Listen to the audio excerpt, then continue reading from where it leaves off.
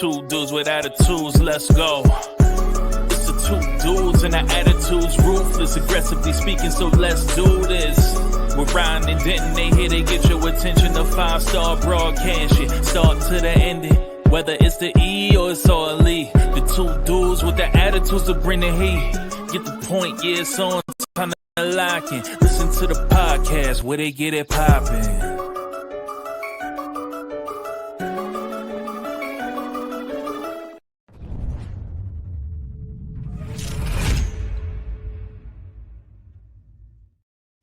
It's Two Dudes with Attitudes, a wrestling podcast with Ryan Enjoys Wrestling and MWO. And this is our WWE year-end awards, ladies and gentlemen. We are going to do our 10 top categories of 2024 strictly of WWE, and we will do an AEW episode as well. So tune into both of those to see who the two most brilliant fan minds in the world think deserve awards this year. Ryan, we're past Christmas. We're coming on New Year's in like a day. How was your Christmas? How was your New Year's, your Hanukkah, your Kwanzaa, whatever you're celebrating? Yeah, no, it was good. Spent a lot of money, but I got to a point where I didn't know what day it was, which is probably one of the best feelings ever. When I still don't know what day it is. Like I don't know if today's Monday or Tuesday. I keep forgetting. I think it is Monday, but it is, right? Yeah. Monday the 29th, I think. No, today's the 30th. Yeah. Tomorrow's New Year's Eve, right? I believe. Right. Yeah. Wow. See, we're at that post-Christmas funk where last Wednesday was Christmas, but now we're kind of after that. You don't really know what day it is, what time it is, what time the sun goes down, and it's kind of nice. I'm caught up on some things on TV that I haven't gotten to watch, and the kids got some new toys that they're playing with. So yeah, it was a good Christmas. It was a fun time. Right on. What about you? Man. It was good. I mean, it's my second year as a single father doing Christmas. It's expensive doing it that way, but it's nice. Yeah. And, the joy on my kids' faces. I just saw my team clinch live and LA Rams went to SoFi. Nice. I'm there. Yeah. And, it's been a good time. I'm trying to figure out what I want to do. Last year I don't have my kids again this New Year. So last year I went to Universal and it was amazing. So I'm trying to go again. This year, maybe we're thinking about it. It's like it's fun. New Year's, you get to ride some rides. They have DJs, like places. They give you champagne. You like count down at Universal. They still have the Christmas stuff up at. Yeah, so it's Christmas as well as New Year's. Yeah, but it's cool because everything's open. So you can go to Simpsons, Harry Potter, and Super Mario. You can do all those things throughout the day, and then like 9 o'clock, it turns up. They got like 5 different DJs areas where you count down. You can champagne it up, kiss, all that, but. Man, I go to Disneyland a lot, right, as a season pass holder, and beers there are like $15. Normal drinks are like $19, and it's like, dude, it's so expensive. Universal, bro, it's like, all beers are like $18. Those fancy drinks are like $24. So when you're there all day and you get like 6 drinks each throughout the day, that's a lot of. You end up going broke. Just so now I'm kind of like, maybe I should stay local where I'm not going to have to pay $300 to get in plus $400 for drinks, but. We'll see what happens, but that's the Christmas spirit. Now I'm trying to think if I want to go to Netflix. Do I want to go to New Year's Evil? There's so much stuff going on in California right now. Yeah, I know. WrestleMania in Vegas. I mean, that's 10 seconds away from my house. So yeah, not really, but it's pretty. It's an exciting time, and you have AEW coming out there as well in March for a pay-per-view. So yeah, it's a good time to be a California wrestling fan for sure. About time. We don't get any love, man. Not anymore. Carolinas get more events than we do. Yeah. Like what the? Yeah, we have the first simulcast Max AEW event this coming Wednesday. That's what they chose. Night Fight for the Fallen in Asheville, North Carolina, which is about 4.5 hours from me, but in the mountains. So that's exciting. It's exciting time. Wait, so they're on Max in 2 days? Yeah, New Year's Day. It's so funny because I don't care. Like, nothing against AEW, but like, I'm still gonna. My thing is that now I guess I don't have to record it on TBS anymore. You don't have to so I Modern can just Family afterwards. Yeah, I don't have to get the extra run in. So I guess that's a plus. I'm just looking forward to the library. Put that damn library on there. That's my thing with streaming. And I know I don't watch WWE that much of it's not like I'm ever on there like Shawn Michaels versus Mankind. Let's get to it. But I think with the AEW I would, because I do want to see what happened. I kind of want to watch the old stuff into the new stuff, things I don't remember from COVID, the beginning. They're a little bit newer, so it's kind of more like You know, I want to see Cody wrestle in it. I don't know. It's a little bit more cool than, you know, where CM Punk went wrong. A little bit more history than WWE. Yeah. Like, I don't want to go back and watch WWE from 4 years ago. It was straight trash. I don't have any interest in watching. Yeah, I'm the same way. Like, I'd rather watch, you know, recent. I'll watch recent WWE stuff on the library, but not. Yeah. I don't want to. I don't care about who won Royal Rumble 3, you know, or who was the main event of WrestleMania 6. Like, I don't. I mean, that was Warrior and Hogan. You want to know that one, brother? I mean, it's stuff we should know. Yes, but I'm not. I don't have any interest in going back and reliving that or rewatching that. Yeah. It's more like I want to see. I'll go back and watch WrestleMania 35. I'll go back and watch WrestleMania. I'll go back and watch WrestleMania 39 where we were there. Yeah. So we're gonna be there for 41. We're doing it. I don't care. I'm not. Yeah, let's do it, man. I'll text your wife and be like, he's coming. So get over it. Love internet friend. I don't even have a name. I'm just internet friend. Oh, are you gonna go hang out with your little internet friend? Yeah, your little internet buddy. Yeah. We're real friends, darn it. Right. We don't just talk on the internet. We text and FaceTime naked all the time. All right, you ready to get into these year-end awards? Let's do it. I'm pumped. I think it was a good year. We talked beforehand that we realized that we were putting a lot of the same people. I'm trying to think if that's what happened last year or not. But it is what it is, man. If you're good, you're good, right? So yeah. Let's get into it. We're going to try to name these next year. So Ryan came up with a really good name, but I think we got that canceled. So we'll see what happens. Oh, he's starting big. Male of the year. So remember, ladies and gentlemen, this is different than the MVP, okay? Just like Lamar Jackson, Josh Allen. Like, Josh Allen is the MVP. If you want to give Lamar the offensive player of the year, I get it. But Josh Allen is the most valuable player. So that's what an MVP is, the most valuable overall. Not just who had the best statistics or the most valuable. So Male of the year, in my eyes, is like who had the best, you know, matches brought to it, whatever. Don't have to be a champion. Usually will be. Who do you got, Mr. Ryan Enjoys Wrestling? Who is your Male of the year 2024? I'm going to not somebody who didn't have a championship. I'm going Drew McIntyre. This was his year for me. This was a really, I know it looks like on paper he lost a lot of matches, but he really didn't. He won at WrestleMania, and then he got cashed in on by Damian Priest. He should have won the World Heavyweight title a couple of times, but CM Punk screwed him over. And then he won Money in the Bank this year. He pinned Cody Rhodes on an episode of Monday Night Raw. So Drew McIntyre, me personally, I feel like he carried that feud between him and CM Punk. This was the best year that Drew McIntyre's ever had in the WWE. We really got to see who Drew McIntyre is, not only as a wrestler, but as a talker and as just an internet troll. Which he was really good at. He was good at bringing eyes on the product. He was good at generating heat on the internet for some of his comments and some of the things he was doing in his feud with CM Punk. I feel like this was better. 2024 was better for Drew McIntyre than 2020 when he won the Royal Rumble. He beat Brock Lesnar at WrestleMania, and he was the champion going into the Thunderdome era. 2024 was a way better year for Drew McIntyre, in my opinion. So I honestly think he's the Male of the year. Good pick. Good. I mean, he made the internet troll game a thing. Now Kevin Owens is living off that. Now other people are following suit and doing it just as well. But I mean, Kevin Owens, I feel like just came on a little too late for these year-end awards, but he's doing his thing right now. But no, Drew was a beast. Great pick. I am going to go with a man who was a champion. I'm going to go with a man who was champion twice this year, and that is the Ring General Gunther. And I know people are going to be like, oh, but he's not doing so great right now. And oh, this and that. No, he is. He's still doing his damn thing. He ended his longest IC championship reign of the history of the Intercontinental title to Sami Zayn at Mania. He then took a couple of months off to win it at SummerSlam, the World Heavyweight Championship. And he's had great matches since then, feuding with good people, elevating people like Ludwig Kaiser and so on. He's slowly transitioning to possibly a baby face. Have no idea what's going on, but he's doing it well. And I've said this from the start, and I always say this about Gunther. The best thing about him is that he's a robot that works. You know what I mean? Like, his mic skills are so basic, but they work. His ring skills are so basic, but they work. And the reason why it all works, because when he's doing those things, he's telling a story, and a story that is done perfectly. And Gunther is that dude. I wanted to give it to Drew.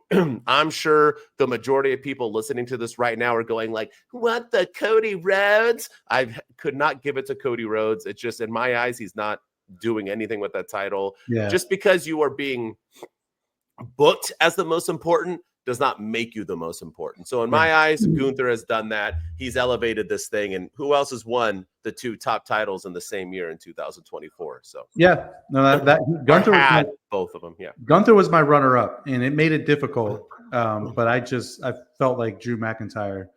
We didn't expect that from Drew. We kind of we knew Gunther was good. We kind of expected him to do big things after he dropped the Intercontinental Championship. I don't think we saw this coming with Drew. And that's what kind of gave him the edge in this award for me. Drew's best year by far. Absolutely. All right, let's go. I'm assuming now we're going to go to the other one. Oh, tag team. We'll come back to it. Yeah, tag team back again. And let's begin. Well, there was quite a few tag teams. So let me know why it's the War Raiders. Go. It's not. This was actually probably the hardest category because I feel like this is WWE's weakest division.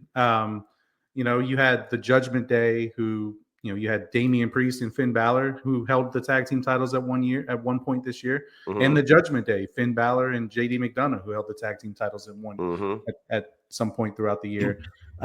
Street Profits haven't really done anything. Motor City Machine Guns just joined. DIY is finally hitting its stride, but they were kind of laughable for a while. Don't get me started on Alpha Academy. My tag team of the year is in NXT, and it's Frazier and Axiom. They are probably the best tag team in all of the WWE right now. They are killing it. I know they're bickering back and forth, and they're doing a lot of teasing a potential breakup and a lot of big things maybe changing for them. And I hope that's not the case because I love them as a tag team. I feel like they've been carrying the tag team division, not in NXT, but I feel like, again, they're the best tag team in all of WWE. And yeah, Frazier and Axiom deserve some love. I was going to say, don't forget about NXT. I got some NXTers on here, and I agree with you 100%. Axiom and Frazier, hands down. They're not just the best tag team in WWE. They're the best tag team in professional wrestling. Agreed. I don't go over to AEW. It's not even close. They are just killing it. Yeah. And unlike Judgment Day, their bickering works because their bickering is turning into wins, unlike what Judgment Day does. So it's a case that you can say finally that complaining and whining and acting like babies actually works to their benefits.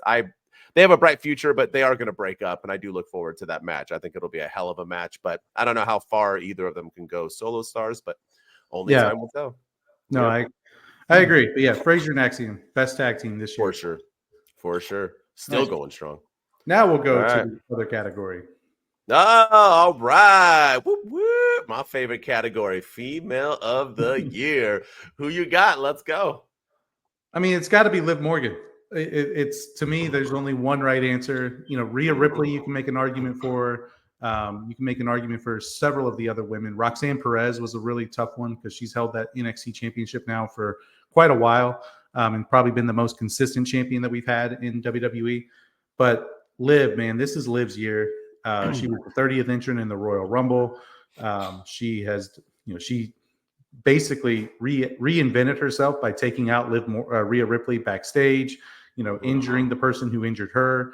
And then all the stuff with Daddy Dom, broke up her boy, took her man from her, took her title from her, and now she's feuding with Rhea on the first episode of Raw on Netflix. Like Drew McIntyre, this has been Liv Morgan's best year in the WWE, and she deserves a lot of credit. So, in my opinion, she wins Female of the Year. I'm sure a lot of people are still going with Rhea. Rhea was last year, not this year. Roxanne Perez, I wanted to do it so bad. I love me some Roxanne Perez so much. That's my girl.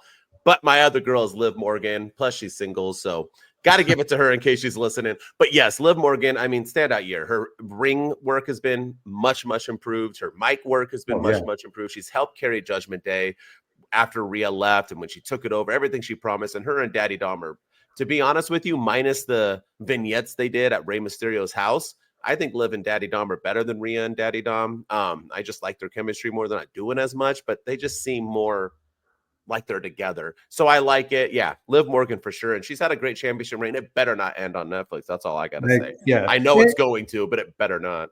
And I think you can make an argument for Rhea Ripley. The reason why I didn't choose Rhea was because, I don't want to hold this against her, but she did get hurt and she did have to miss, 3 or 4 months. And then that led twice. And that's when Liv Morgan really elevated herself and took over as the face of the women's division. So in my opinion, it's Liv Morgan all day, every day. I agree. I mean, I'm still waiting for Rhea to return from her orbital bone that she got injured. I heard she's going to be out until I think Mania. So I can't wait for her. Number 30 entrant at the Royal Rumble. Thanks, Sean Ross Sapp. I'm excited for that. All right. What's next? Let's go with this one. Ooh, I would assume we're going to go like 3 for 3 of matching, but let's see. Most shocking 2024. What do you got? All right. So emphasis on the word shocking. Shocking. It's New Day turning on Big E. That is my most shocking moment of the year. You could say Cody Rhodes beating Roman Reigns, but that wasn't really shocking. I think a lot of people expected that. The Rock turning heel, but it's New Day turning on Big E. And you can blame recency bias if you want, but to me, there was no moment that was more shocking than that because we didn't see it coming, and it tugged at the heartstrings. It was emotional. It was, I had goosebumps and tears in my eyes, and just watching that, my jaw dropped, and I watched that segment like 6 or 7 times. It was just we're booing Kofi Kingston in the year 2024, which is unheard of. It was a perfect swerve, and nobody saw it coming, and I think that's why it's the most shocking moment by far of 2024. I cannot deny you on that, but I have a different one. But I cannot deny you. That's a good one. That's a good one. But mine is not wrestling storyline related. This happened in January, officially at the beginning of the year. I did my stats just in case, but Vince McMahon officially being gone from WWE forever is most shocking. Me, from watching wrestling since I was 3 years old, 1983, 84, I've been watching wrestling, and it is just insane to see a world without Vince McMahon. And now it's a little bit normal because he was fading out in 2023, but he came back again. And then the lawsuit really took into place, and he has been gone since about January. They made the Netflix thing on him, which wasn't that great, but a big deal. And just not seeing him, just the fact that even now I'm wondering, is he going to be at Netflix? Are they going to have him come? The TKO owner or whoever has lunch with him, and are they going to do it? The lawsuit isn't that big right now. It's kind of gotten flat. Are they going to try to pull? It's hard to think of a world without Vince in the WWE. And that's why it's my most shocking moment when he officially was kaput. Yeah. It was a crazy moment for sure. And, imagining a world without Vince McMahon in running the WWE they've done fantastic without him, and better than ever. But it's also like the shocking part to me is the way he left. He didn't get the fan. I feel like somebody who's done everything that Vince McMahon has done. I mean, he got a 10-bell salute when he died, when his character was killed in that limo explosion. And he wasn't even dead. He was alive. He was backstage writing for the next week. So I feel like he just everything he was doing. I felt like when he retires, it's going to be a huge deal. They're going to treat it like he's going to get a huge send off. He was just written off and gone. And it's a sad way to go out for sure. For everything he's done in the world of professional wrestling. Yeah, that's on him though, dude. Got to do better. 100%. Don't put yourself in situations, whether he's guilty or not. You put yourself in that position. I mean, that's the way it is, man. Don't believe me? Ask Diddy, and now ask Jay-Z. They're both going down, and Beyonce's next. So, have fun, y'all. Have fun. Yeah. More is going to come out about that. That's for sure. Oh yeah, J-Lo's going. They're all going to go. We'll see. All right, what's next? All right, most improved. So the wrestler that was meh beforehand, who is now better than ever this year, from last year to this year, most improved. Who do you got? Quite a few you could be. Yeah, I think for me, this was probably the easiest category for me, and it's Nia Jax. Being the WWE Women's Champion right now, but just look at where she was in 2023 to where she is now. 2023, she was the 30th entrant of the Women's Royal Rumble. Nobody cared. And then she didn't even she was gone for 5 months after that, and came back around June or July, the summer of 2023. and everybody on social media was complaining about Nia Jax being back. She's an unsafe worker. She injures people. She's not very good. She's only where she is because her cousin is The Rock. Nobody cares about Nia Jax. Flash forward now, and all those people owe her an apology. She's the women's champion. She's been doing some of the best work of her entire career. I was in the arena when she had that last woman standing match with Becky Lynch on Monday Night Raw. Yes, she did lose it, but it was a fantastic match. It was probably one of the best matches on the card of that night for sure. And one of the best matches I've ever seen Nia Jax compete in. And she won Queen of the Ring. She was the runner-up, I guess, for the Crown Jewel Championship, which, say what you want, but the WWE obviously thinks very highly of her, and I think she has certainly improved from where she was to where she is now. All right, we're the same again. It's Nia Jax. I think it was easy as well, and she could have been Female of the Year as well. With the year she had winning Queen of the Ring and the World Championship. The thing is that what I always say about what makes a great performer or a great wrestler isn't how great they make themselves. It's how they can elevate others. And Nia Jax now has gone from nobody wants her. She's a disgrace. All she does is injure people. She's a terrible human. People wishing bad upon her, to having a phenomenal year, if not one of the top 5 best years for any female wrestler in pro wrestling today. And carrying that with, she's about to elevate Tiffany Stratton. Tiffany Stratton, when she cashes in and beats Nia Jax, Tiffany Stratton's going to become a star because of that. So now not only is she elevated herself, now she's going to be able to elevate others. I mean, that just shows just her growth and who she is. And I think after that, she'll be now in the same level that once time before it was Becky and Charlotte and Sasha and all them kind of going back and forth. I think Nia Jax will now be in that with Bayley, with, Rhea, with Liv. We have this new genre of women who are going to carry the torch and carry wrestling moving forward, with Roxanne Perez and Sol Ruca and other ones coming over. But yeah, Nia Jax, most improved, I think, in all of pro wrestling, even more so than the AEW person I picked. So yeah, Nia Jax for sure. Props to her, man. Everyone still, all pro wrestling fans owe her a long apology letter. Oh, 100%. And she's been fantastic, and her in-ring work is some of the best it's ever been too. And she's just, she's getting better week by week, and I love to see it. Her confidence oozes too. I love it. Yeah, me too. All right, let's go with let's keep it in the same.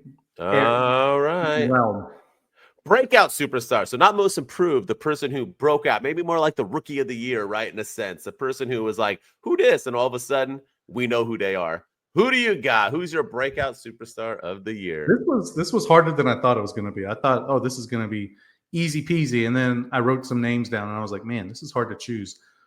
But I'm going to go Jacob Fatu. I feel like he came on the scene pretty quickly in the WWE. And, we were, like you said, we were like, who's this? And now, flash forward, 5 months later, 6 months later, we know exactly who Jacob Fatu is. And that man is, he is doing, he's got some great lines with the Bloodline. He's had some great moments with the Bloodline. He's had some great matches. That man is the breakout superstar of 2024, in my opinion. And he's going to have a hell of a great year in 2025. That's probably better than my pick. That's a good pick. The cool thing about him too is that already now, when he's in the ring with one person, the crowd, they act like he's the damn Rock. Like like everyone he stood in the ring with Braun Strowman, the crowd was like, "Holy shit!" For Braun Strowman, like anyone you put in the ring with this dude, that's how big and how great him he is. And Roman, Yes. And I think that's what's great about him not having solo matches. He doesn't have a lot of one-on-one matches because if you give him too many, then it takes away the aura. People love him so much because they want to see him just fight people, but they're not. Only in tag teams, only as a guy. It's such phenomenal booking. And nonetheless, if we end Bloodline with this WrestleMania, I looked at my WrestleMania poster, but if we end it at that, he might be 42 main eventing against someone. No, he could be against Cody Rhodes in the championship. That's how big that dude is. I went a whole different route. Even though he wasn't a rookie per se, I had no faith in him. And now he's like my favorite. So I had to pick this man. It is none other than my Wakanda Forever brother, Oba Femi. Oba Femi to me I know last year he had the NXT in this, and I think it was last year, but this year, man, the guy he didn't just go from that guy who's just like a big dude, because he could have easily been Omos. He could have just been a big guy who wrestles and that's all he does. And he said hell to the no, and he created a character, created a Vince McMahon type of walk to the ring where he does the like people love it. His promos have gotten better. He's just his in-ring work. I mean, him and Tony D might have had the matches of the year in NXT. I mean, those matches were some of the best matches in pro wrestling this year.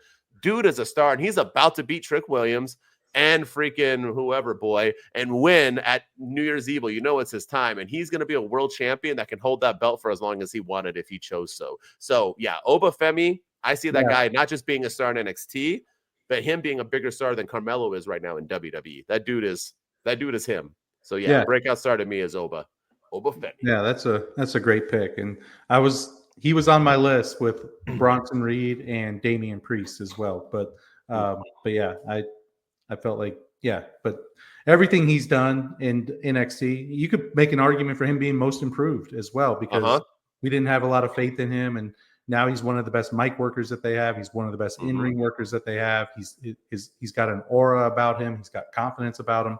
So yeah, that's a great pick for a breakout superstar. Imagine him versus Jacob Fatu, man. Oh my gosh, that could be a Mania main event. I'm telling you, right? I'm telling you. Whew. Yeah. No, all right. All right. Let's go with Talker of the Year. Ooh, best Talker of the Year. If you say CM Punk, I'm gonna slap you through the screen.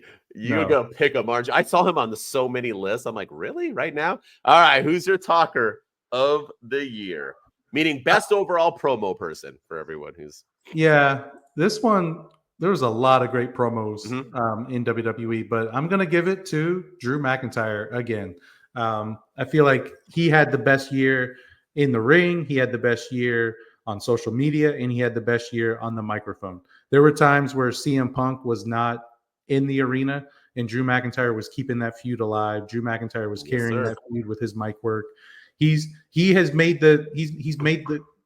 McIntyre is really the first like sympathetic heel that we had. The crowd is against him.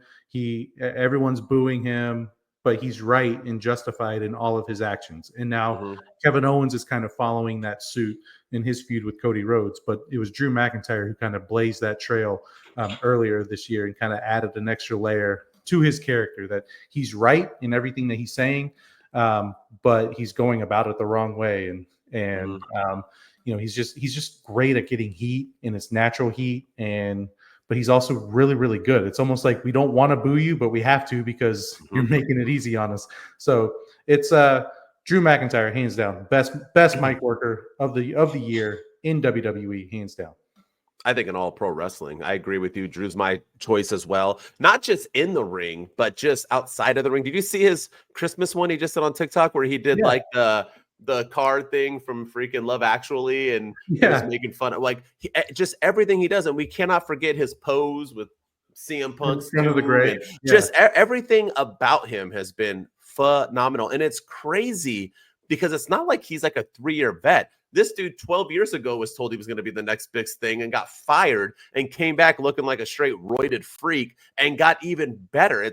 It's crazy that you can get that much better at your craft once you discover yourself. But he also is the originator since Stone Cold Steve Austin of, but kind of the opposite of a good person who's being hated because he tells the truth. And now he's already had Kevin Owens just steal his gimmick and doing it probably just as good as, Kevin Owens is about to have a ladder match with his fake title up there to grab with Cody Rhodes's with the Winged Eagle belt at Royal Rumble. It's just, these two men are working so great. And Kevin, if he would have started earlier, probably would have been, but it has to be Drew, and Drew's still killing. His promos this past couple weeks, and with Roman, with Punk, with Seth, with anyone he has went up against, it is just, he's always been the better of the promo.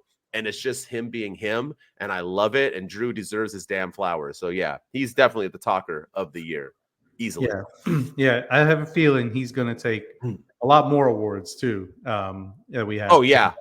My fear with him though is that I feel like he's going to get put into he's too damn good. And sometimes when you get so damn good, the WWE thinks you don't need a title. a la Dolph Ziggler, Kevin Owens. And I just fear that this man is never going to get. I hope WWE and Triple H remember his championship reign and what he did for the company. And that was before he was as good as he is now. Let that guy have another run at some point. Yeah. Well, he got it at Mania, but he held it for like 10 minutes. And then if that, but he even needs then, a real title run. He needed in the middle of a match, while he at WrestleMania, he like grabbed his wife's phone and like went on his social media and tweeted that he was I know. at work. Yeah, it was just great stuff.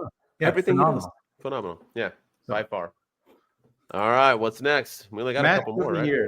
Match of the year. This is a hard one in both organizations, but who do you got? Who's your match of the year? I kind of previewed it a minute ago when I said that Drew McIntyre is going to take a lot of awards, but it's Drew McIntyre, CM Punk, Hell in a Cell at Bad Blood. Probably one of the best Hell in a Cell matches we've seen in quite a while, probably ever, maybe. And they didn't overdo it with blood. Yeah, they bled, and I mean Drew McIntyre took a headshot with a toolbox, but they didn't overdo it. It was a fantastic match. It was just an incredible performance from two guys who really carried the company much of 2024 when they really needed it. So Drew McIntyre, CM Punk, one of the better Hell in a Cell matches we've ever seen, and especially in recent memory. It was the match of the year, best match all year long. So last year I went with match in WWE. Like, what was the best match? So I picked Sheamus, Gunther, and Drew. And this year I was like, this year I have to go with Impact. And so you are correct. I think you are right with the match of the year. But my match of the year is going to Cody versus Roman, WrestleMania 40. Just because of just everything involved, the story that was, and even though I thought they overdid the ending, and when we talked about it and previewed it, I thought it was too much, but I won't forget it, and it'll always be embedded in my brain. And it's not the Undertaker's fault that Stone Cold didn't want to be there, and they had to add him in at last second to stare off with The Rock while he was still like in his jeans and half drunk from watching the car. They asked him like 10 seconds beforehand, like, yo, can you get out there? He's like, like, where am I? You knew Stone Cold wasn't going to be there. So why did you wait that long to ask him? I don't know, but because hoping he would just say, but either way, I got to go with that. It was a big moment, even though I think Cody now, but Roman losing his title after having it for 18,000 days. That's a big moment. So to me itself, Cody versus Roman, match of the year, WrestleMania 40. Yeah, it was tough. I was torn between that one and Drew and Punk, but you're right. The impact of that match I was in a little bit of a funk after WrestleMania as well, because I didn't want Roman to drop his title. It kind of felt like somebody died, right? Like I felt like we were in a period of mourning. Roman's no longer champion. He's held it for 4 years. What do we do now? Like, how does this world go on without Roman Reigns as champion? And even Roman tweeted that, today we mourn, tomorrow it's day one. And that was a great post. Yeah. And then he came back better than ever at Bad Blood as well. So that's a good pick. It was a great match, bell to bell. It was a great match. But all the stuff at the end kind of overdid it. Agreed. All right. Let's get to it. The last one. Oh, two more. That's all right. Yeah, Feud of the year. You already hinted at it. Go ahead. Who's your Feud of the year? This one was. I have a couple of names on here. I have Liv Morgan, Rhea Ripley, Trick Williams, Carmelo Hayes, great feud. Cody Rhodes, Roman Reigns, and Cody Rhodes Rock. Feud. But the winner is none other than CM Punk, Drew McIntyre. They carried the WWE. I mean, this feud started at the Royal Rumble by accident when McIntyre inadvertently hurt CM Punk in the ring, or was it vertently? Who knows? But he prayed for this, and it happened. I mean, it started at the Rumble. That was in January. They didn't have their first match until August. They didn't touch each other until July. I mean, it was 6 months, and it was just like. It never really felt like it was dragging on. It was going on too long. It was done perfectly. These guys were separated, but they were cutting promos on each other, and it never felt. I never once felt like, all right, can we please get to this match already? Like, I'm tired of the talking. I'm tired of this. I'm tired of that. Like, they could continue. They could have continued this without having a match all year, and I still feel like I would be invested. But I was invested from the moment they wrestled. They had 3 really good matches, and at SummerSlam, at Bash in Berlin with the strap match, and then at Bad Blood with the Hell in a Cell. All of them were really good. And now Drew's still kind of sort of feuding with Punk because he's going after the Bloodline and everyone who's been associated with the Bloodline, and that includes CM Punk. He said that Roman and Punk are two of the most evil people in the WWE, and they need to be stopped. So yeah, I'm digging everything that they're doing with Drew, but Drew and Punk definitely feud of the year. I mean, you name great feuds, but this is no contest. This is easily the best feud of the year. Maybe in All of Pro Wrestling, possibly. The best part about it was that I critiqued and criticized Adam Cole and MJF, which ended, in my opinion, super flat at World's End right now. Like MJF just wins clean, boring. But anyway, people were like, well, it's not their fault. They were injured. Adam Cole was injured. MJF was injured. You're just a WWE nut hugger, man. You don't know. Okay. Drew and CM Punk had a feud for 6 months where neither of them were even in the arena at the same time for most of it. Drew would come out and cut promos on him for no reason. Punk was nowhere to be seen. Punk would be at the announce table during a Drew match. That's how you do it. How you don't do it is you have a guy disappear and not be on TV and not talked about, and then all of a sudden appear as a babyface instead of a heel. And then your reason is because he was going to do it first. So you just jumped the gun now. Stupid. It was all stupid. That's how you do it. That's how you can just tell when you have a really, really good story. But not only that, you allow the performers to be fully invested and dedicated to that feud. You can make it work. MJF and Adam Cole could have made it work. They just weren't given the same thing as Drew and CM Punk were. So awesome. It's crazy that a feud of the year could be, because when you think about a great feud, right, it's like Hangman and Swerve, right? But they were nonstop on each other, and that's why it worked. The fact that this one works so well with them being injured and not even wrestling just speaks volumes of these two entertainers. And for people that say Punk has lost a step, because the hell out of my face with that. He's lost a step on the mic a little bit, but not in the ring. He's still fantastic in the ring. And the thing about Drew too in this feud was, I know Punk was hurt, so I give him a pass, but Drew was feuding with other people while feuding with CM Punk. I mean, he was wrestling Damian Priest at Clash at the Castle. He wrestled Jey Uso a couple of times. He was feuding with Priest at WrestleMania. And he kept getting screwed over by Punk. He won Money in the Bank and was going to cash it in until Punk screwed him over. So it was just the way it was done was perfect, and it never got stale. I never got tired of it. It was fantastic. I agree. All right, time for the main award. That's right. MVP. Who do you got? Who's your most valuable person for 2024 WWE?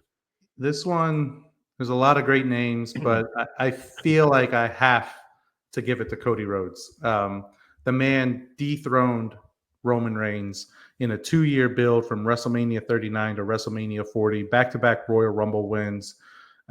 He is the quarterback, if you will, for lack of a better term, in the WWE. He's the guy that the media always wants to talk to. He's the one that's always making time to go on the Pat McAfee show and other podcasts, and just he's the guy in the WWE. I would have given it to Roman Reigns, but he was gone for 7 months or 8 months or however long it was, and Gunther had a great year, but not to the level of Cody Rhodes. Cody, he's finally starting to get interesting again with the WWE Championship with Kevin Owens. He's finally starting to kind of break away from the bloodline stuff. So I'm excited to see what he does with this title going forward. But 2024 was definitely Cody Rhodes' year. Fantastic pick. Fantastic. I went a different way. My MVP is none other than your male wrestler of the year, Drew McIntyre. I think the most valuable does not have to be the champion. It's the person who did the most with what they were given. And nobody did that better than Drew McIntyre of all of professional wrestling. Not only did he boost himself in the ring, but he boosted himself outside. And I think that played a bigger part in him becoming the Drew McIntyre he is today by taking it outside of WWE, a la Zack Ryder did and other people, but he did it to perfection. And still is. Like I said, he just did a Christmas one just recently making fun of the bloodline and whatever else. And it was hilarious. Just everything he does is gold. It's just over and over. He doesn't stop. And I'm looking forward to everything he's about to do in 2025. He might be the MVP of 2025 too. If he's going to take out, he's bloodline hunting. I mean, that's going to include a lot of damn people, and I'm assuming he's going to face most of them. And I'm hoping Kevin Owens and Seth Rollins join him in their little quest of being a new, like, good guy, bad guy group of people. I'm super intrigued by it. But yeah, Drew McIntyre, I think, carried WWE more so than Cody, in the sense that, yeah, Cody had that big moment, but he has done literally nothing since. Drew has done nothing but succeed, and elevate. I mean, he elevated CM Punk in a sense, who's already one of the most over wrestlers of all time. And he helped elevate him even more so when he was dead in AEW. So that just shows how good Drew is doing. And that's what I keep saying it over and over again. It's not about how you make yourself. It's about how you elevate others. And Drew does that almost better than anybody right now. So he's my most valuable person of the year. Yeah. I mean, he was my runner-up. He, he is just, I feel like I've said a lot about Drew McIntyre in this whole thing, but he's done fantastic. He had a fantastic 2024. Really not much else to say about how great of a year he had, but I'm excited to see what happens for him in 2025. I really hope he gets a long world title reign, like you said. He deserves it. He does. All right. That's our WWE 2024 year-end awards. You got to let us know. Hit us up in the comments. Tell us your grieving, your disagreeing, your agreements, your everything that you liked or didn't like. Let us know what we were wrong. Let us know what we were right in your opinion. But remember, all awards are opinion-based, man. So even if you say we're wrong, we still know we're right. As always, thank you for tuning in, watching, subscribing, and don't forget to tune into our AEW 2024 year-end awards as well. As always, if you want to catch me, I'm finally blowing up again because I switched my name back to my OG name, and now all of a sudden I get views again. Damn TikTok. And that's my _wrestling opinion on all social media devices that you want to check me out on. And with me, as always, is the man with the plan. Ryan enjoys wrestling. Go follow me on all the social media platforms as well. Hit us up on our YouTube at Two Dudes with Attitudes. We're blowing up there. We're going to have a new look and a new intro video and a new feel going into 2025. So be on the lookout for some big changes there. Hit us up on TikTok at Two Dudes with Attitudes, on X at Two Dudes PC. And if you're listening to us on Apple and Spotify, leave us a 5-star rating and review, and tell everyone about your favorite two dudes on the internet, because 2025, man, it's our year. We're gonna blow it up. Yes, sir. Wolfpack, we out. Let's go. Two dudes with attitudes, let's go. It's the two dudes and our attitudes, ruthless, aggressively speaking, so let's do this. We're Ryan and Denton, they here to get your attention. The 5-star broadcast, start to the ending. Whether it's the E or it's all E, the two dudes with the attitudes will bring the heat. Get the point, yeah, it's on, time to lock in. Listen to the podcast where they get it poppin'.